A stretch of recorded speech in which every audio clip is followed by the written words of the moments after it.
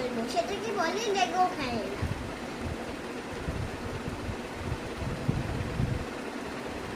Let's open it. দেখো, এটা হলো এটা থেকে জানা যায় কি সব বানানো যায় এটা থেকে।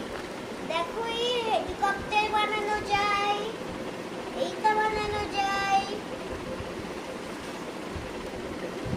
এমনি হাউস বানানো যায়, এমনি প্লেন বানানো যায়। চলো আমরা এখন স্টার্ট করি।